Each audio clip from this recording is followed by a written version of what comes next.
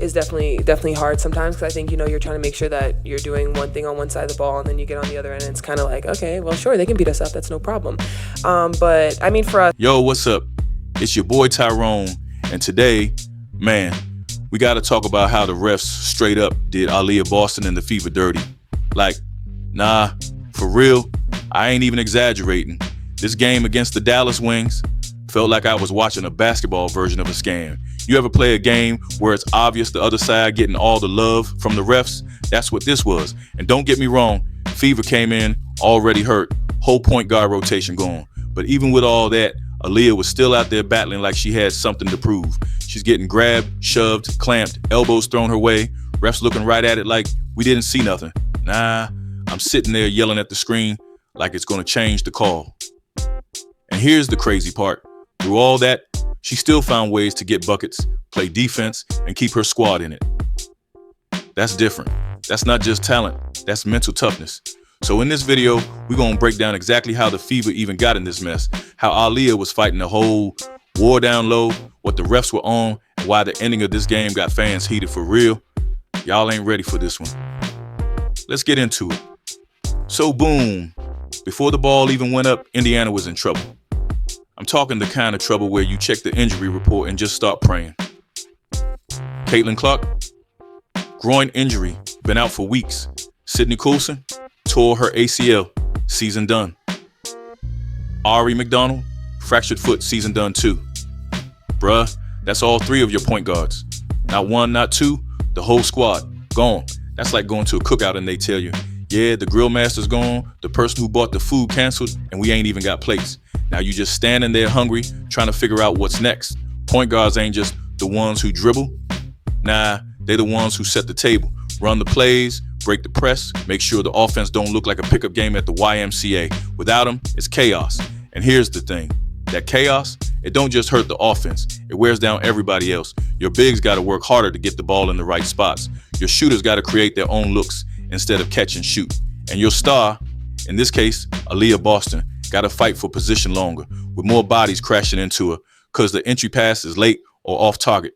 So before the game even tipped off, I already knew Aaliyah was about to be in a war down low. No safety net, no easy feeds, just her and a bunch of Dallas defenders who clearly had "make her miserable" written in the game plan. From the opening tip, I could tell Dallas came in with one mission: make Aaliyah Boston's life miserable. I ain't talking just play good defense. Nah, I'm talking holding, grabbing, pushing, pulling, like they thought this was WWE. Every time she posted up, somebody got an arm wrapped around hers. She tried to spin baseline, boom, hip check. She go for a rebound, two hands in the back, easy. And the refs standing right there, looking at it. Like, I swear one of them saw the clamp on her arm and just blinked slow like, interesting. Then we get that play. Y'all know the one. Aaliyah's fighting for position. Defender locks her arm up like they trying to arm wrestle. Aaliyah tries to get loose, and they call the foul on her. Her. Bruh, I almost turned my TV off right there. That's the kind of call that makes you lose your mind. Because not only does it give Dallas free points, but now Aaliyah's got a foul on her record, which means she got to play more careful. And when a big like her can't be aggressive, that's advantage Dallas all day. And still, she kept playing. No wild reactions, no text, just a couple looks like, y'all serious right now? And then back to work. That's mental toughness, man. A lot of players would have checked out mentally after that nonsense, but not her. So with the Fever's whole point guard room looking like an empty classroom after summer break, they had to make moves. They hit up Odyssey Sims like, yo, you busy? We got a jersey with your name on it. We need you right now. Odyssey signs a hardship contract, pulls up, probably still unpacking her bag, and boom, she's in a game against Dallas.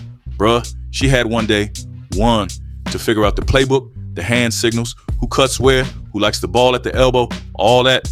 That's like getting invited to a group project the night before it's due, and they expect you to do the PowerPoint and the speech. And look, Odyssey's a vet. She got experience. But even with that, there's no chemistry yet. She's trying to learn on the fly while Dallas out there pressing full court like it's game 7. Meanwhile, who's still taking the brunt of the load inside? Yup, Aaliyah. Because here's the thing. Without a real point guard, the timing's off.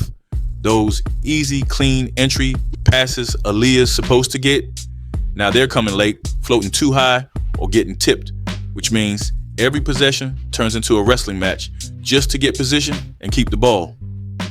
So while Odyssey's trying to find her rhythm, Aaliyah's already in round 4 of a heavyweight fight she didn't even start, and she's still putting up numbers through it all. That's why I keep saying she don't get the respect she deserves. So at this point, with no point guards, no clean playmaking, and Dallas smelling blood, somebody had to step up. And boom, Kelsey Mitchell says, "All right, I'll do it." Now normally, Kelsey's the type to just slide into a set, catch the ball in her spot, and boom, bucket. But in this game, nah, she's bringing the ball up, breaking traps, running plays, and still trying to score 20 plus. That's like trying to be the chef and the waiter and the dishwasher in the same shift. And the crazy part, she was still hitting step backs, deep threes, driving left. Even when everybody in the arena knew she was going left, she was locked in.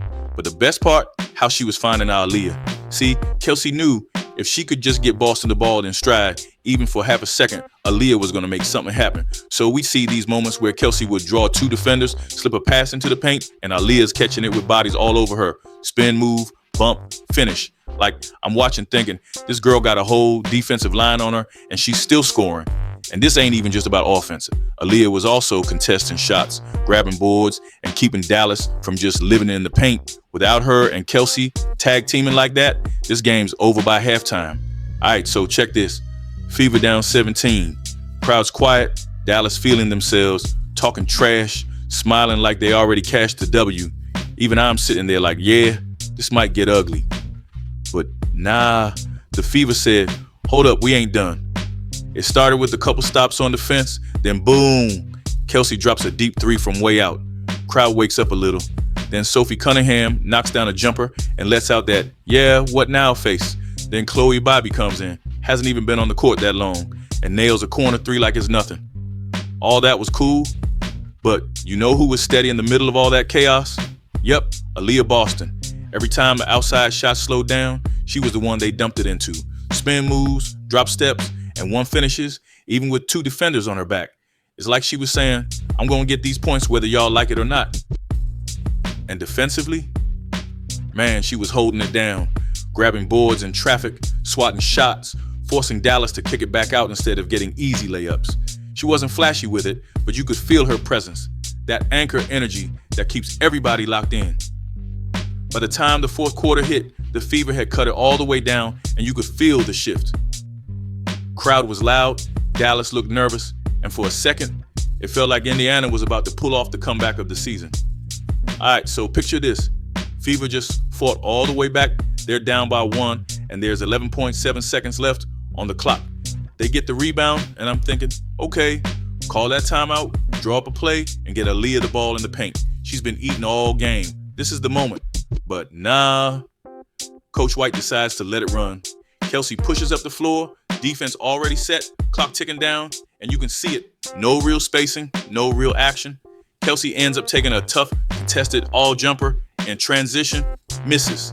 Dallas grabs the rebound, and then, with 1.7 seconds left, Coach calls timeout. Bruh, what are we supposed to do with 1.7 seconds? Write a haiku? Even Coach White admitted after, yeah, I should have called it earlier. Here's the part that stings though. This was the perfect moment to let Aaliyah go to work. Give her that low post touch, let her back her defender down and either get the bucket or force a foul. Worst case, she draws help, kicks it out for a clean look, but nah, we didn't even get the chance. That's why fans were heated. Not just cuss of the miss, but cuss they never even tried to run it through the player who'd been battling through 2 defenders all night. You fight all the way back, and then your star doesn't even get to touch the ball in the last possession? Man, that hurts. Man, if you thought that late game timeout thing was bad, wait till we talk about the refs. Cuss this was a whole circus. Let's start with the Clint play. Y'all know the one. Aaliyah's down low, fighting for a position like she's supposed to. Defender straight up locks her arm, like legit clamps it under theirs. Aaliyah's trying to move, trying to get free, and the refs blow the whistle on her. Nah, I had to rewind that. I'm like, hold up, did I miss something? Nope, they really hit her with the foul. Even the commentators were shocked. Like, yeah, that's probably gonna get overturned. Spoiler alert, it didn't. And just like that, Fever lose their challenge and a timeout. Then Sophie Cunningham gets hit with a flagrant for a closeout. Okay, maybe. But a couple minutes later, Kelsey gets hit with the exact same kind of contact. No call. It's like the refs had two different rule books out there. And here's the thing. Coach White didn't even bite her tongue. She flat out said it. Aaliyah is the worst officiated post player in the league, and Kelsey gets held on every possession without a whistle. And you know what? I believe her. Cause this wasn't just one game. We've seen it all season. The wild part? Through all of this, Aaliyah stayed composed. No text, no meltdown, just a couple, "Are y'all serious?" looks, then right back to work. She's literally getting hacked every trip down the floor, and the refs acting like they forgot their whistle at home. That's superstar patience, right there. So here's where it all hits harder. This ain't just about one L. Dallas is a bottom 3 team. Bottom 3. This was supposed to be that handle business, get the W, keep your playoff spot safe kind of game. Instead, Indiana walks out with an L and slides to 6th in the standings. And now, every game left is pressure. Cuss, in this league, 1 or 2 losses can drop you from a playoff lock to we packing up early.